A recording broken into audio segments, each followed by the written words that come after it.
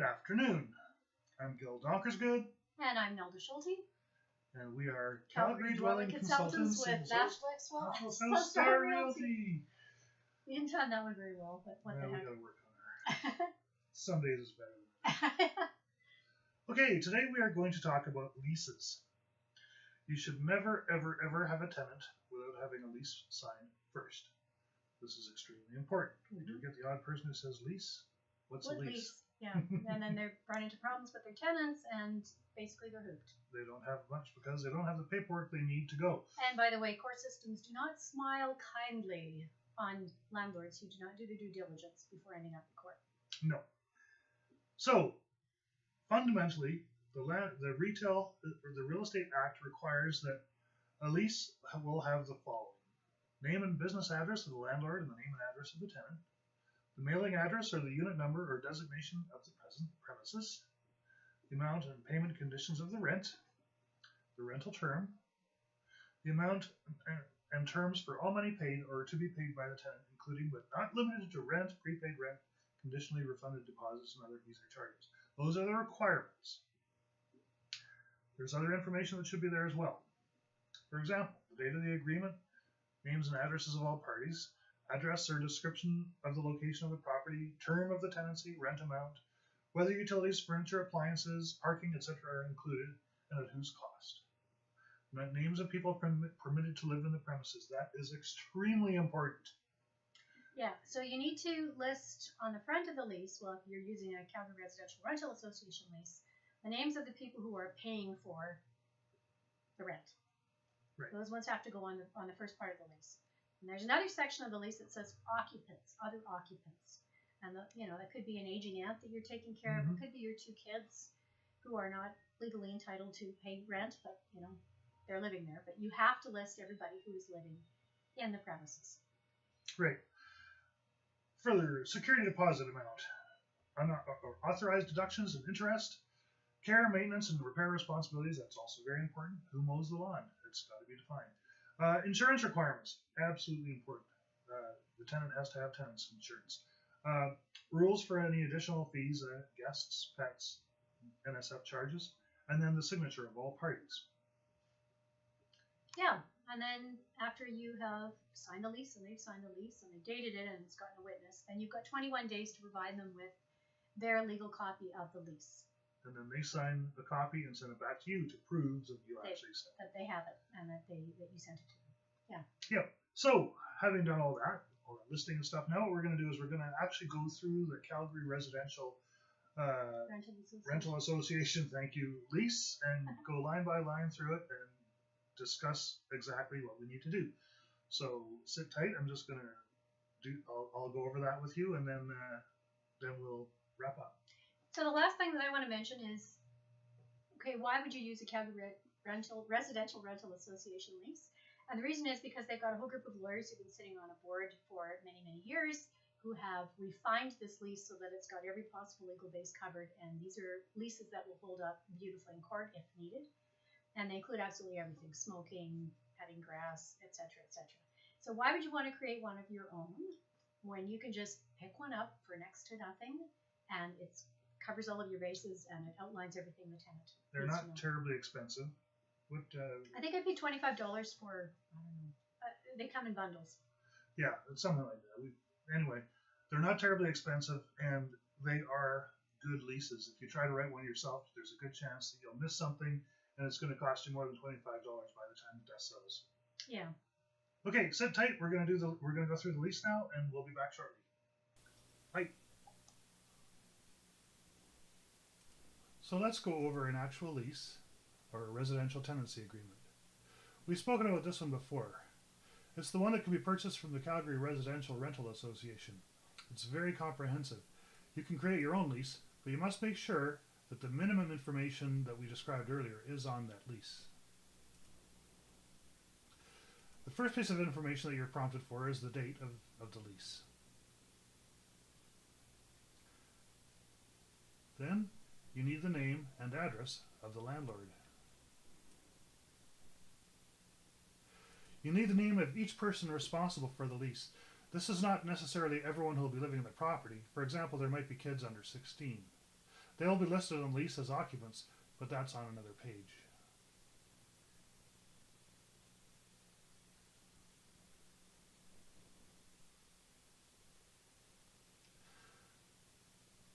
You'll need to specify the address of the property.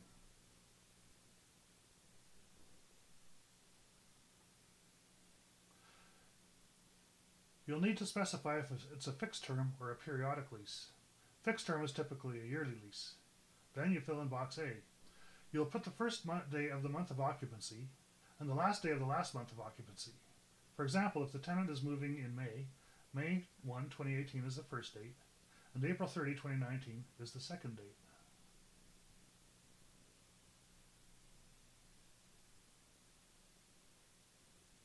If it's a periodic or monthly lease, fill in box B.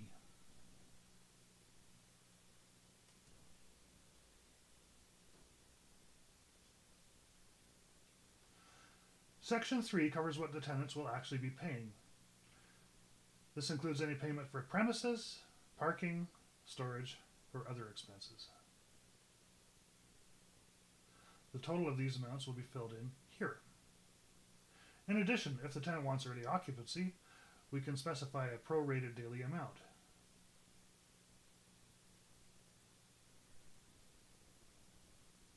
And here, the tenant agrees to fees for NSF and late payments.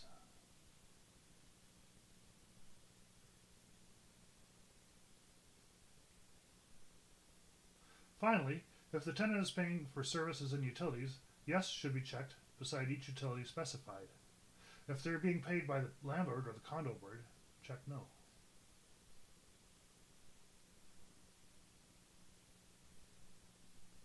And that's the end of page 1.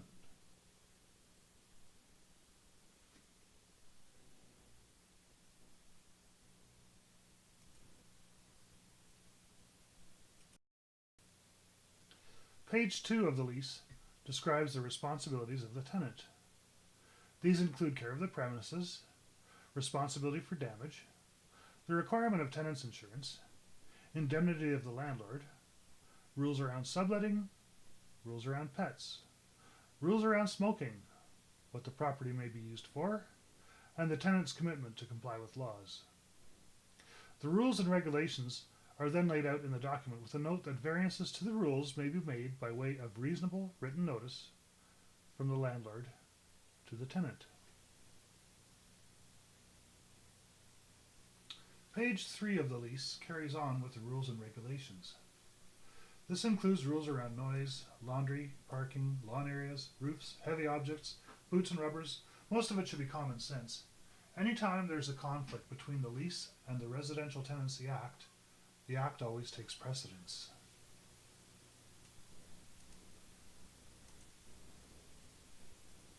Page 4 of the agreement describes the consequences of breaking the lease. Specifically, that the tenant will be responsible for a re-rental fee plus advertising costs and is responsible to pay rent until a suitable replacement tenant is found or the term of the lease ends. Next, other occupants are listed. These are people who will be living in the premises but not on the lease. For example, if you are renting to a family, this is where you might specify the children living in the property.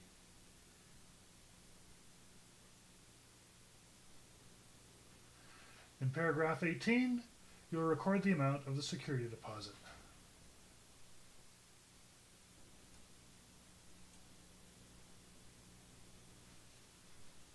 Next, the tenant might sign a box authorizing you to provide a reference check to a future landlord.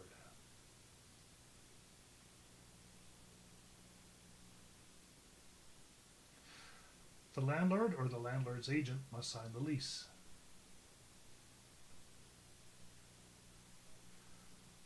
The lease will be signed by each tenant listed on the first page and the signature will be witnessed.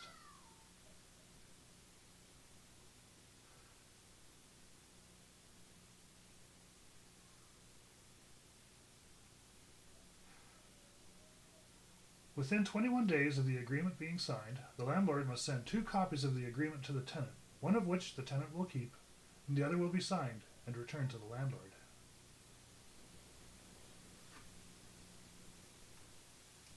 It's possible to have addendums to the lease. They can be signed when the lease is originally signed, or they can be signed later on if everyone agrees. Here's a sample one which specifies a pet lease. Each addendum should have the address of the property, the name of the landlord and the tenant, and the date signed. Any considerations, like money, and the specifics of the addendum. I found this example and I was surprised that it didn't have a date. It also doesn't specify any additional charge for the pet. This agreement does specify what kind of animal is allowed in the property. It also outlines whose responsibility it would be to go to the condo board, if necessary, to get approvals. This is one type of addendum. There are addendums for smoking. You can have addendums for lawn care, for roommates. There's many things. The key is that they are not in conflict with the Residential Tenancy Act.